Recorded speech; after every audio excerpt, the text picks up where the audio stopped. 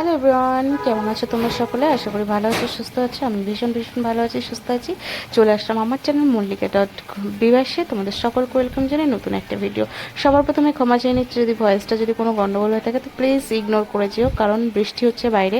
এটা হচ্ছে গতকালকের ভিডিও, আর আজকে আমি 8:30টার সময় ভয়েসটা দিচ্ছি। আর ভয়েসটা দিচ্ছি, ভিডিওটা করেছি কাকিনাড়ায়, আর ভয়েসটা দিচ্ছি রানাঘাটে এসে। বুঝতে পেরেছো?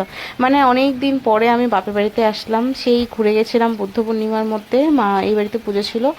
আমি একা এসেছিলাম, তোমাদের দাদাও এসেছিল, কিন্তু সেই দিনই এসেছিল। যাই হোক, আমরা দুজনে এসেছিলাম, ভুলে গেছি।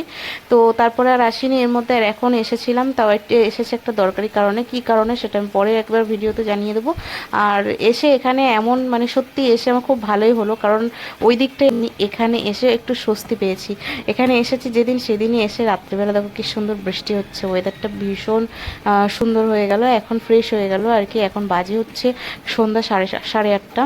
তো যাই হোক, ফ্রেশ হয়ে গেল, ওয়েদারটা সুন্দর হয়ে গেল। তো এখন ভাবছি বসে বসে ভিডিওটা ভয়েসটা দেওয়া ভালো, তাই জন্য ভয়েসটা দিতে শুরু করে দিলাম। যখন আমি এই বিছানাটা গোছাচ্ছিলাম তখন বীভৎস পরিমাণে গরম, মিনিমাম 12টা থেকে 12:30 মতো বাজে, এরকম বাজে। হ্যাঁ, এরকমই বাজে। তো যাই হোক, তা সেই সময় এত কষ্ট হচ্ছিল, আর এই বিছানাটা আমার তখনও গোছানো হয়নি, বুঝতেই পারছো। তো যাই হোক, তারপর বাইরের দিকে আমার কিছু কাচা কুচি আমি সবই করেছি, এই ভিডিওতে না হলেও আমার আমার চ্যানেল মল্লিকার ঘন্টাতে সেটা তোমাদের সাথে শেয়ার করব। আর তার বাদেও আমি এখন বিছানাটা গুছিয়ে তারপর বাইরের দিকে আমি অনেক সবজি মাছ টাছ সব কিছু কেটে কুটে গুছিয়ে রেখে এসেছি, রান্না করব। এই রান্না আমার বসাতে বসাতে মিনিমাম 1:30টা বেজে যাবে, ঠিক আছে? তো 1টা থেকে 1:30 মিনিমাম বাজবে, কারণ আমার কিছু জামা কাপড় কাচাকুচি আছে, তো সেগুলো কাচবো তারপরে আমি আর কি রান্না বান্না করতে যাবো। ভাবছি একবারে যাব, কারণ বাইরের কাজ করে তারপর রান্না করতে না গেলে না এসে আর পরে হয় না। তো ভাবছি তার জন্য করবো। আর এখানে তোমাদের দাদার সাথে কথা বলছি, কেন বলছি বলতে, প্রথম কথা গরম, তারপরে দ্বিতীয় কথা তোমাদের দাদা কি করেছে, যেখানেই যাচ্ছে প্রথমে যেখানেই যাচ্ছে সেখানে গিয়ে আটকে যাচ্ছে। ছাদে মিস্ত্রিরা কাজ করছে, তো ওখানে গেছে মিস্ত্রিদেরকে শরবত দিতে, ওখানে গিয়ে দাঁড়িয়ে আছে, গল্প করছে। আমার তো রাগ হচ্ছে, কারণ এদিকে আমি শ্যুট করতে পারছি না, একা একা রয়েছি, কাজ হচ্ছে না, করছে না, তাই রেখে গেছি। তো রাগের জন্য, তার জন্য আমি তোমার দাদাকে একটু বকবক করছিলাম, আর ও বলছে কি তুমি সবসময়ের জন্য এত চিৎকার করছো, তো দেখবে তোমার তাড়াতাড়ি চুল পেকে যাবে। আমাকে রাগাচ্ছে আর কি। যাই হোক, তারপরে আমি কাজ নিজের মতো করে গুছিয়ে গেছি, তারপর কাজ করছি।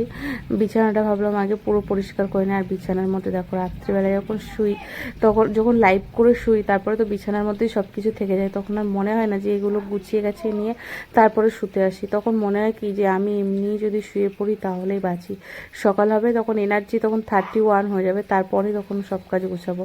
আর এদিকে দেখো আমার মিনি ফ্রিজের তোমার তারটা কত লম্বা হয়ে গেছে, তো মিনি ফ্রিজের তারটাকে একটুখানি শর্ট করে নিলাম, মানে গুছিয়ে নিলাম আর কি। দিয়ে বিছানার চাদরটা একটু টান টান করে নিলাম। এই চাদরটা একটু আমার না খুব ভালো লাগে, কারণ ছোট ছোট ফুল দিয়ে সুন্দর চাদরটা আমার খুব ভালো লাগে। আমার এক কালারের চাদর, তারপরে তোমার কালারিং মানে একদম পুরো ব্লু, তারপরে তোমার রেডের মধ্যে, তারপরে সাদা, তারপরে এরকম ছাপা টাইপের, এগুলো আমার খুব ভালো লাগে, এরকম চাদরগুলো আমার খুব ভালো লাগে। তো যাই হোক, এই চাদরটা আমার খুব ভালো লেগেছিলো, তাই কিনেছিলাম। তোমাদের কেমন লাগছে বিছানার চাদরটা অবশ্যই কমেন্ট করো। অবশ্য আমার এই ভাঙাচোরা ঘরের মধ্যে এই চাদরটা ফুটবে না, যখন আমার ভালো ঘর হয়ে যাবে, বড় ঘরে যদি পাতি, তাহলে তখন তোমরা বুঝতে পারবে চাদরটার মর্যাদা বা চাদরটা কীরকম দেখতে, তাই না? তো যাই হোক, এখন তোমাদের সকলের ভিডিওটা কেমন লাগছে অবশ্যই কমেন্ট করে বলো। আর গরমের মধ্যে আমাকে একটু আজকে ইগনোর করে চলো, কারণ আমার মুখটা আজকে না বাংলার পাঁচের মতো হয়ে গেছে। বাংলার পাঁচটা বোঝো তো, কীরকম থ্যাবড়া ব্যাবড়া খ্যাবড়া মতো সেরকম হয়ে রয়েছে, কারণ মুখটাকে পুরো কালো কুচকুচে করে ফেলেছি। এমনিতেই আমি কালো, তার মধ্যে আরও মুখটাকে কালটা করে রেখেছি রাগের চোটে। এত রেগে গেছি গরমে, এমনিতেই কাজ করতে ইচ্ছা করছে না, তারপরে 5-7 পদ রান্না, এত কাজ একলা হাতে সমস্ত গুছিয়ে করে লাস্টে না খেতে পারি না। যখন খাওয়ার টাইম হয় না, তখন অল্প কটা ভাতে আমার পেট ভরে যাচ্ছে, মানে 1 বাটি মতো ভাতে আমার পেট ভরে যাচ্ছে, কারণ হচ্ছে গরমে খাওয়া যাচ্ছে না, এত পরিমাণে ঘাম হচ্ছে, শরীরে অস্বস্তি হচ্ছে এর জন্য। তো যাই হোক, তো বিছানাটা গুছিয়ে এখন আমি বাইরে যাব। আর আমার ছেলে ওর বোনের সাথে কথা বলছে, ওর বোন ফোন করেছে, আর ও হ্যালো হ্যালো করে যাচ্ছে। ওর ভয়েসটাকে একটু ইগনোর করবো, যে ম্যামা করতে শুরু করে দিয়েছে, ছাগলের বাচ্চা করে মামাকে ডাক দিচ্ছে, মামাকে। ওই দেখো, এই মামা এই মামা এই মামা, মামাকে ডাক দিতে শুরু করে দিয়েছে। আর আমার ধরো নিচে বসে চা খাওয়া হয়েছে, নিচে বসে ওটস খাওয়া হয়েছে, আর এই হাঁড়িগুলোর মধ্যে ছিল অল্প একটু ভাত যেটা পচে গেছিলো, অল্প একটুখানি ছিল যেটা কারোর খাওয়ার মতো না, একটু পাখিদের মতো। তো হাঁড়ির গায়ে সেগুলো লেগেছিলো, দুটো হাঁড়ির গায়ে ভাত ঘেমে যায় তো, দুটো হাঁড়ির গায়ে গায়ে সেরকম লেগেছিলো সেই ভাত কটা। তো কাউকে দেখতে না পেয়ে আমি ফেলে দিলাম, আর যাই হোক তারপরে জল দিয়ে করে দিলাম। আর এখানে এখন ঘরদোর গুছিয়ে নেবো, আর দেখো কত জামা কাপড় বেরিয়েছে, সেসব জামা কাপড়গুলো এখন কাচবো। আর এই বোতলের জলগুলো ছেলেকে আমি ফ্রিজে ভরতে বলেছি, আমার ছেলে দেখো ওখানে বসে রয়েছে, বসে বসে এখন মোবাইল ঘাটছে, ওর একটাই কাজ। আর রান্নাঘরটা আমার যা হয়েছিল তোমাদের ভিডিওতে আমি দেখালাম না, যদি দেখায় তোমাদের